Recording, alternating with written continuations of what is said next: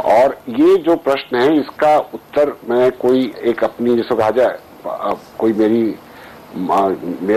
मान्यता हो इस पर नहीं देना चाहूंगा। जो हमारा रिकॉर्ड है वो अपने आप पे इसके ऊपर काफी प्रकाश डालता है कि हमारे करीब 20-1 करोड़ के जो नई आस्तियां नए एसेट्स बनाए हैं हमने, और जिसमें से जैसे मैंने कहा अधिकांश इन्हीं सेक्टर्स में है, उसमें से एनपीए की दर जो है, जो जहां पर हमारा पैसा जिसको कहा जाए कि नहीं समय पर आ पा रहा है, वो एक बहुत ही न्यूनतम दर है, 1% से भी नीचे की दर है। ओके।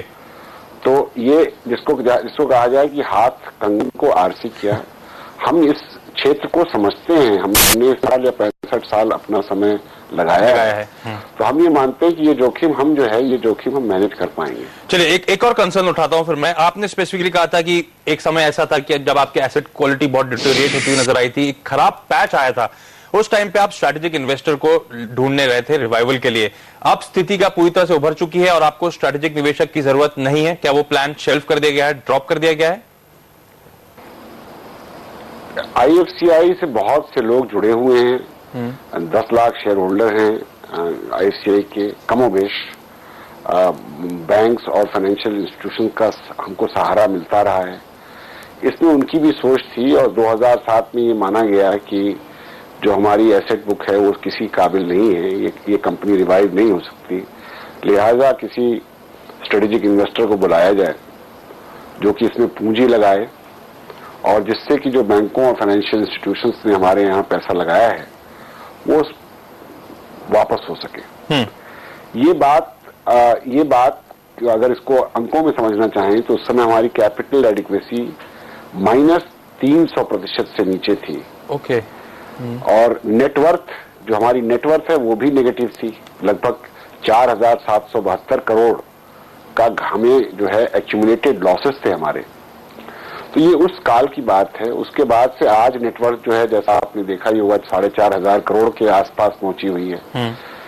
कैपिटल एडिक्वेसी 21% है। तो अब आपको स्ट्रैटेजिक निवेशक की जरूरत नहीं है इस समय?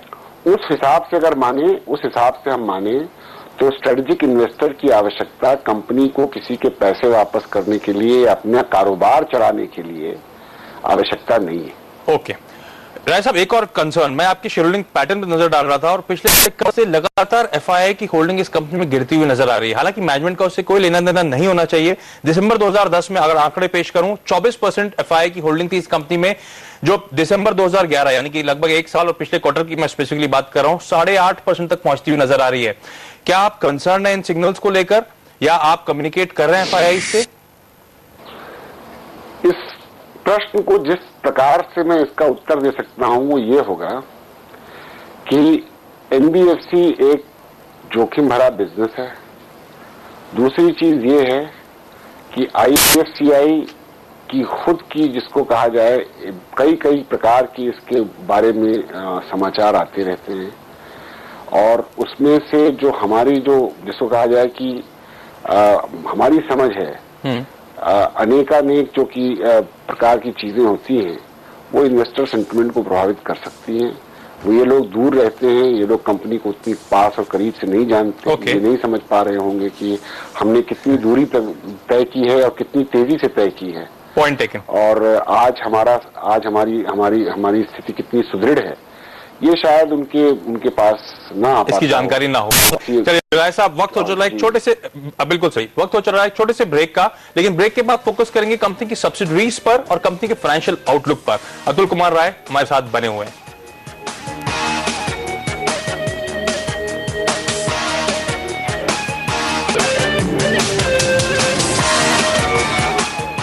ब्रेक के बाद एक बार फिर से आपका स्वागत है। आप देख रहे हैं नो योर कंपनी और हमारे रडार पे आईएफसीआई और इसके सीईओ और एमडी मिस्टर अतुल कुमार राय हमारे साथ बने हुए हैं।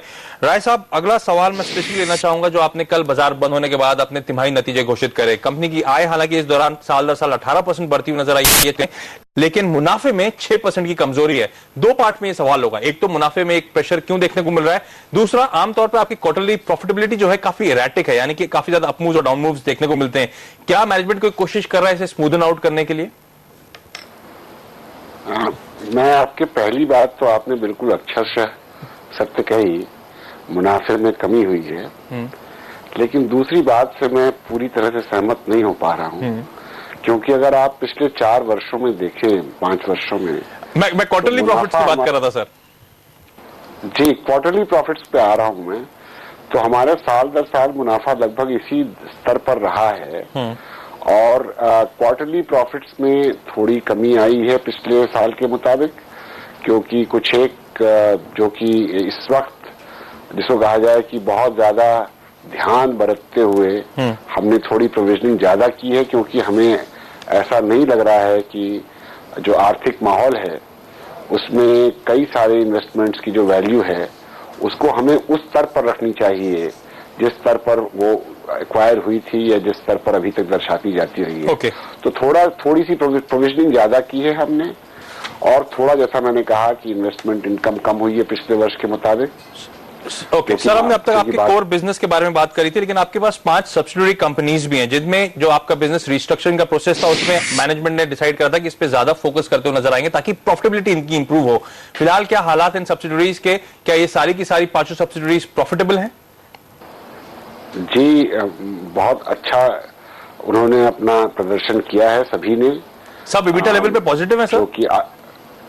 IFCI फैक्टर्स तो जैसा आप शायद जानते भी हो IPO के और अग्रसर है, और IVCF का जो इस वक्त इस साल प्रॉफिट रहा, सबके EBITDA तो बहुत पॉजिटिव हैं, सब नेट प्रॉफिट, और सभी डिविडेंड पेइंग होने वाली हैं। दो या तीन हमें डिविडेंड दे रही हैं और एक शायद 1-2 वर्ष के अंदर हमें डिविडेंड देने लग जाएगी। तो सब में अच्छी प्रगति हुई है, और मगर जिसमें से जिसको कहा जाए कि जो सबसे ज्यादा मार्केट की तरफ से या आपकी तरफ से जिसकी तरफ ध्यान मैं आकर्षित करना चाहूंगा वो है IFCI फैक्टर्स, जो कि IPO की तरफ बढ़ रही है। कब तक IPO आने की उम्मीद है सर? क्योंकि हम काफी समय से एक्चुअली सुन रहे हैं। हमने जी, लेकिन वो सेबी की एक बार हमें अनुमति मिल जाए उसी का इंतजार है हमको। आपने DRH पे दाखिल कर दिया? अच्छा सर, आखिरी सवाल आपसे समझना चाहूंगा, अगर फाइनेंशियल ईयर की परफॉर्मेंस देखें तो मुनाफे में करीब 6%, पूरे वित्त वर्ष की बात कर रहा हूं तो मुनाफे में 6% के आसपास का यहां पर भी दबाव देखने को मिल रहा है। लेकिन थोड़ा ब्रॉडर आउटलुक, पिछले 4 सालों में IFCI का टॉप लाइन जो है या बिक्री जो है 8 से 9% की दर से सालाना बढ़ती हुई नजर आ रही है। हालांकि मुनाफा इस दौरान सालाना 10% की दर से डीग्रो होता हुआ नजर आएगा। अगर मैं CAGR परफॉर्मेंस की बात करूं, अगले 3 साल किसी भी शेयर धारक के लिहाज से किस तरह का ग्रोथ प्रोजेक्शन आप देना चाहेंगे? किस तरह की सालाना ग्रोथ की IFCI से उम्मीद करी जाए? सबसे पहली बात तो मैं ये कहना चाहूंगा कि अगर अर्थव्यवस्था में ग्रोथ दोबारा स्थापित नहीं हो पाती है उस स्तर पर जिसका हमें अभ्यास हो चला था, तो सभी के ऊपर उसका असर पड़ेगा। कंपनी का जहां तक सवाल है, NBFC है, ये बैंक नहीं है। इसको जो है अपनी ओर से भी कुछ एक जिसको माहौल को समझते हुए इस वक्त समझदारी इसी में है कि बहुत ज्यादा बढ़ा न जाए, क्योंकि बढ़ने से जो है हमारे बैड एसेट्स की या NPAs की समस्या खड़ी हो सकती है। तो मैं समझता हूं इस वक्त मैं अगले 2 वर्षों के लिए सकता हूं कि 15% की अगर वृद्धि रहे तो उसको मैं एक स्वस्थ वृद्धि मानूंगा। चलिए mister Atul Kumar Rai, on that note बहुत बहुत धन्यवाद CNBC आवाज के लिए वक्त निकालने के लिए। और एक बात बता दूं आपको, आपकी हिंदी बहुत बढ़िया है सर। चलिए वक्त हो चला है कंपनी ब्रेक का, आगे लेकर आएंगे आपके लिए आखिरी सौदा। बने रहिए CNBC आवाज के साथ। नमस्कार।